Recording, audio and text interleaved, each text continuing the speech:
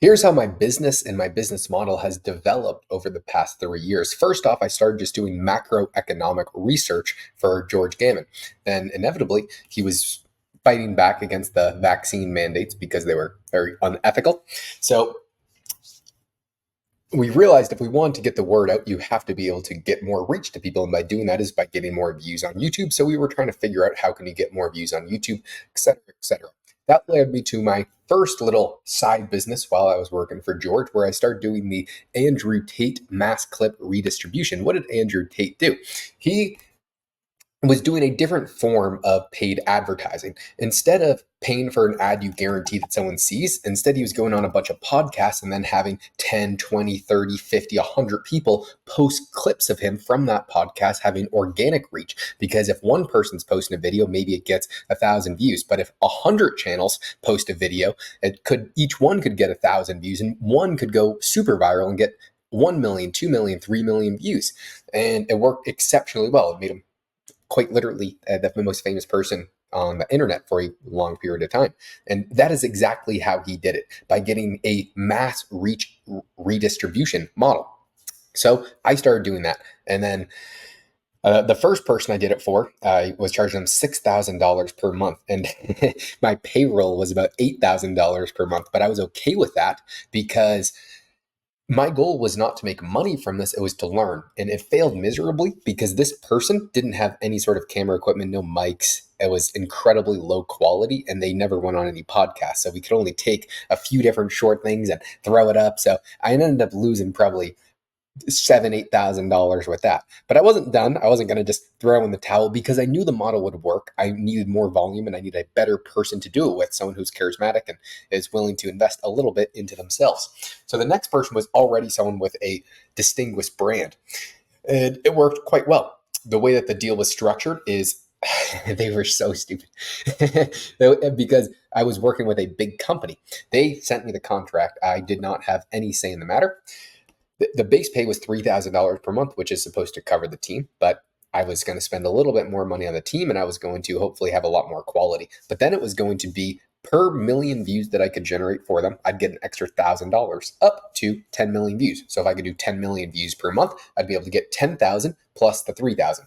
And they didn't want to do the mass clip redistribution model. I was just doing clips for all of their channels and that worked very well. I had that client for an exceptionally long time. I stopped because the big business that we were working with was just pure bureaucracy and it was getting in the way of the business that I'm currently running today. So I got that client and then I started to get a few more and then I started to get a few more.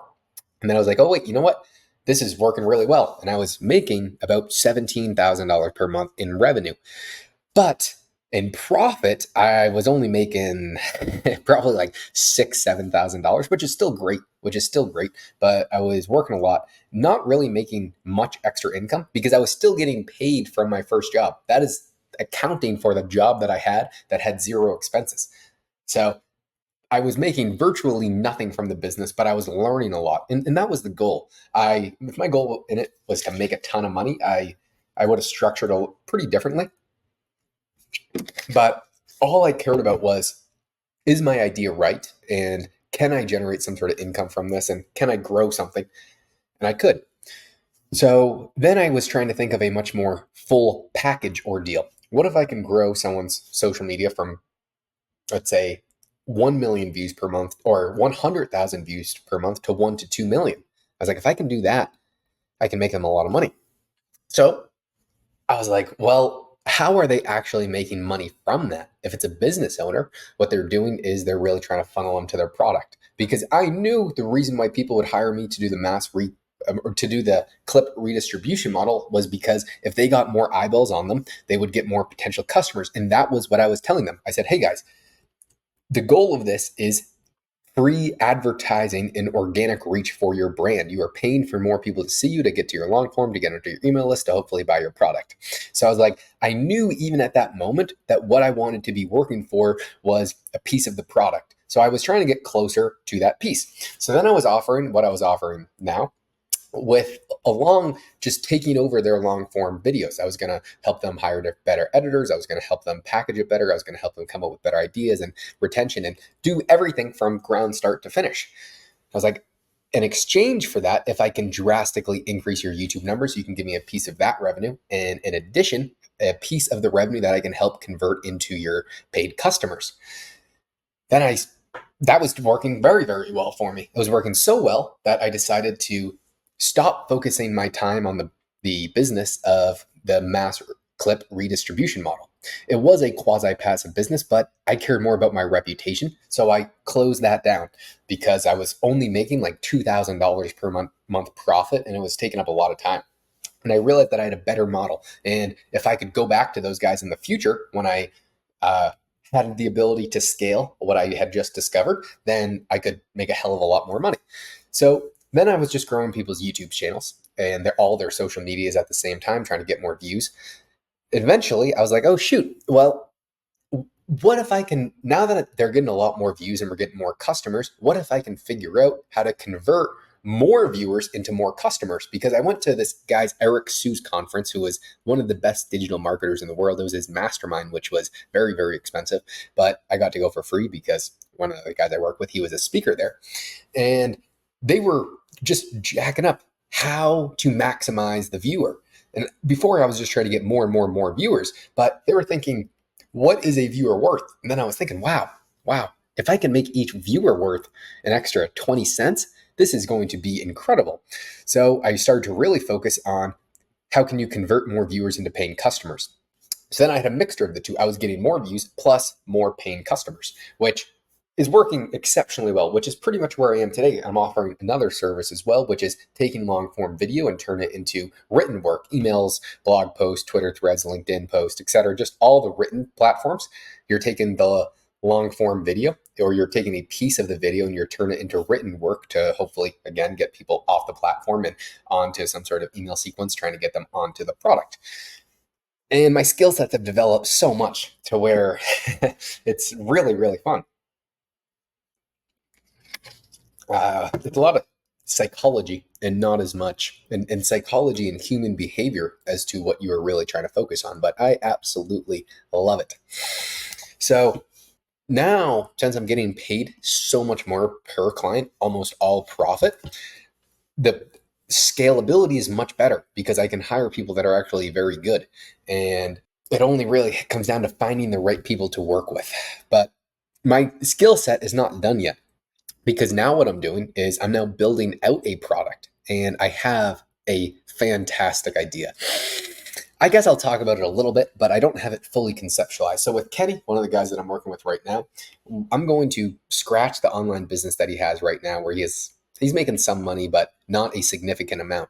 And I'm going to take over it completely and get, let's say, a revenue share model because we've increased his views so much. I told him over the next year, we're going to 10x it from here, but it's going to be a little bit slow for a little bit of period of time because when you shoot up 10 times, it's going to plateau and then we'll keep going up, but it's going to take a little bit of time. But he's absolutely psyched so far. And so I said, dude, I want to keep working with you. I would rather make as much money with you as humanly possible and not have to take on any other work. Here are my dream income goals. Here's how I think we can get there. Here's the plan. And he said, Josh, let's do it. That's exactly what I want too. He was like, you're singing music to my ears.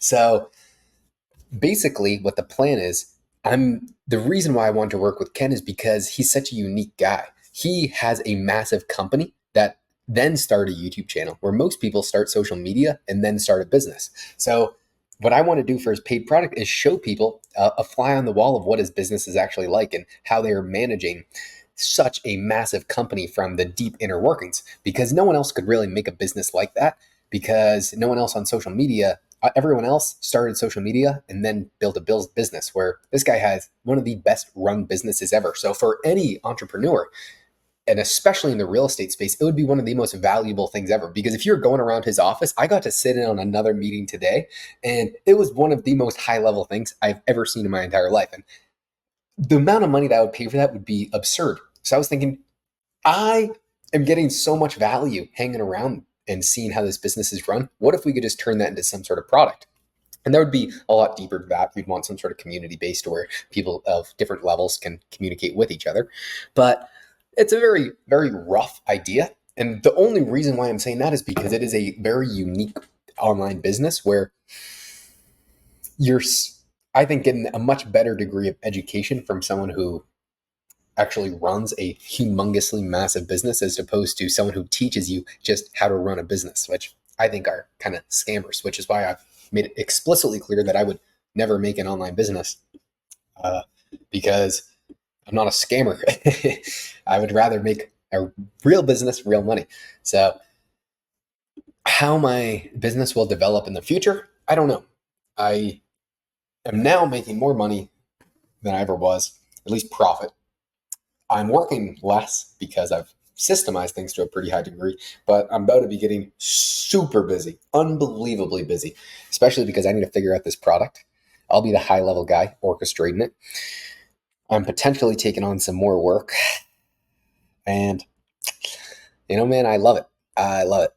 So when I move to Colombia in about a month, I'm going to be grinding so hard, which I'm super, super excited about. And I'm going to be expanding the written work of my business a little bit because of my buddy PJ. Hopefully, you better work your butt off, PJ, if you're watching this. You better. Yeah, so I don't know where this will take us. I think the main message is that I've been growing as I grow my skill set so it gets better and I provide more value to the marketplace. I have more leverage for better opportunities that can make more money, a lot more money, because I have a lot more leverage. And I would assume that as my skill set develops, the leverage that I will be able to get per client will drastically increase as well, because that's really the goal is how much value are you actually providing? If you don't have many skills, you will not be able to provide too much value. That's kind of the situation that most people are in. They don't provide any value. So you have to find a low skilled labor job and be able to automate it. That's what I did. Anyone could do the taking long form video and turn it into short form video.